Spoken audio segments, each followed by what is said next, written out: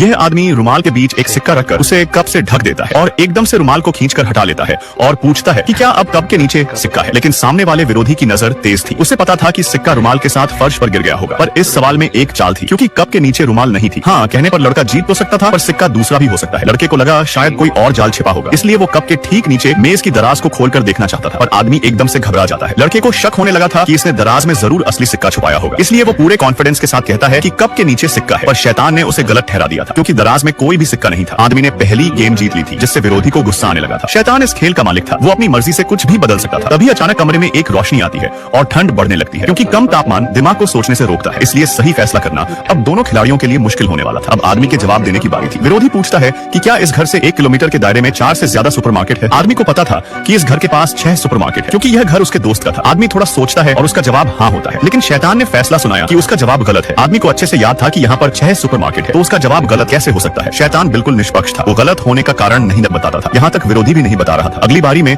आदमी लड़के से पूछता है कि क्या रुमाल के नीचे बम है। यह सुनते ही विरोधी हंसने लगा था और कह रहा था कि कहीं तुम्हारा दिमाग तो खराब नहीं हो गया है। लेकिन सावधानी के लिए वो दराज को खोलकर चेक कर लेता है कि कहीं बम से जुड़ी कोई भी चीज ना हो। पुष्टि करने के बाद लड़के का जवाब ना होता है। आदमी को पक्का यकीन था कि उसके घर के नीचे एक अविस्फोटक बम छिपा हुआ है। लेकिन जब उसने शैतान का फैसला सुना तो उसके होश उड़ जाते हैं, क्योंकि उसका कहना था कि रुमाल के नीचे कोई भी बम नहीं है। आदमी 2 बाजी हार चुका था। अगर वो एक और गेम हारता है तो शैतान उसकी जान ले लेगा। उसके बाद विरोधी आदमी से सवाल करता है कि क्या 1 किलोमीटर के दायरे में 10,000 से ज्यादा लोग रहते हैं। इस बार आदमी जल्दबाजी नहीं दिखाता। उसे लगा कि इसमें कुछ तो छिपा हुआ राज है। तभी लैपटॉप की स्क्रीन पर उसका ध्यान जाता है। प्लग लगा होने के बावजूद भी लैपटॉप की बैटरी खत्म हो रही थी। यह देख वो तुरंत एक बाल्टी में कागज जलाता है, जिससे फायर आराम तो बजने लगा था, लेकिन उसमें से पानी की एक बूंद भी नहीं गिर रही थी। यह देख आदमी समझ चुका था कि शैतान ने शुरुआत में पूरे घर को ही एक ठंडी जगह पर शिफ्ट कर दिया था, इसलिए यहाँ पानी और बिजली नहीं है, जिस कारण उसका जवाब ना होता है। यह सुनते ही शैतान ने कहा, बिल्कुल सही जवाब है। आदमी ने एक गेम वापस जीत लिया था। दोनों खिलाड़ी आखिरी गेम में पहुंच जाते हैं। अब सवाल पूछने की बारी आदमी की थी। वो बटुए की सारी चीजें निकालकर आग की बाल्टी में डाल देता है और पूछता है कि क्या कमरे में 500 से ज्यादा नकदी है। विरोधी बाल्टी उलटकर जांच करता है, जिसमें उसे एक सिक्का मिल गया था। फिर उसे याद आया कि पहले गेम में इस्तेमाल किए गए सिक्के के साथ अब कमरे में कम से कम 1000 रुपए होंगे। लेकिन जैसे ही उसने हाँ कहा तो उसे पता चला कि शुरू में इस्तेमाल किया गया सिक्का नकली था, वो केवल सिग्नल ट्रैकर था। यही वजह थी कि पहले गेम में कप के नीचे कोई सिक्का नहीं था, जिस कारण आदमी यह खेल जीत जाता है और इनाम एक शैतानी चाबी मिलती है, जिसकी शक्ति से हर जुआ जीता जा सकता था। लेकिन इसके मालिक को लगातार खेलना पड़ेगा। पर अब दर्जनों लोगों को चाबियां मिल गई थी, जो उस आदमी के विरोधी बनकर खेल खेलेंगे।